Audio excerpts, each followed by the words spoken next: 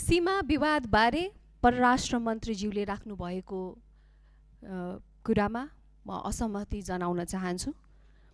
काठमाडौँबाट दिल्ली जाँदा यो विषयको बारेमा पछि बोल्छु भनेर भन्नुभयो पत्रकारज्यूहरूलाई। दिल्लीको औपचारिक वार्तामा कहीँ कतै सीमाका विषय उठाउनु भएन। यतिसम्म कि नेपाली पक्षले निकालेको कुनै पनि प्रेस विज्ञप्तिमा सीमा विवादको विषयमा एक शब्द पनि उठेन। भ्रमण सकिएपछि दिल्लीमा पत्रकारहरूसँग बन्द कोठामा केही कुरा उठाउनु भयो।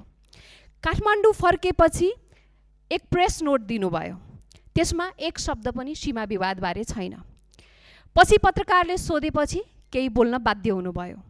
संसदमा पनि उहाँले सीमा विवादको विषय उठाउनु भएन, खालि सीमा व्यवस्थापनको नियमित काम जस्तो जङ्गे पिल्लरको व्यवस्थापन र त्यसको बैठकको विषय उठाउनु भएको छ।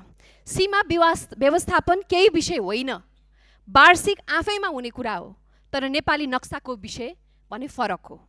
यहाँ रहनुभएका सांसदज्यूहरूलाई पनि सीमा व्यवस्थापन र विवाद के हो हामीले अध्ययन गर्नुपर्ने आवश्यकता छ। विगत 7 वर्षमा सभामुख बढ्दै कुनै न कुनै रूपमा नेपालले लेख्ने प्रेस विज्ञप्तिहरूमा सीमाको विवाद जहिले पनि रहन्थ्यो, सीमाको विषय जहिले पनि रहन्थ्यो। पहिलो पटक हाम्रो प्रेस नोटबाट यो हटेको छ। यसमा म यहाँको ध्यान आकर्षण गर्न चाहन्छु। यो गम्भीर विषय हो। परराष्ट्र मन्त्रीज्यूसँग परराष्ट्र सचिवज्यू भ्रमणमा जानु भएन, त्यो पनि एउटा कौतूहलताको विषय रहेको छ। र अन्त्यमा सभामुख महोदय, परराष्ट्र मन्त्री फेरि पनि चीन जाँदै हुनुहुन्छ।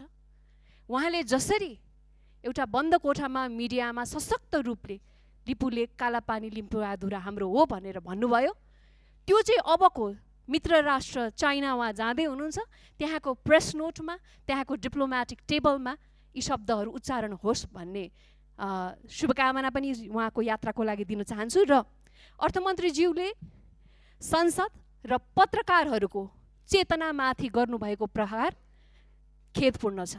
धन्यवाद।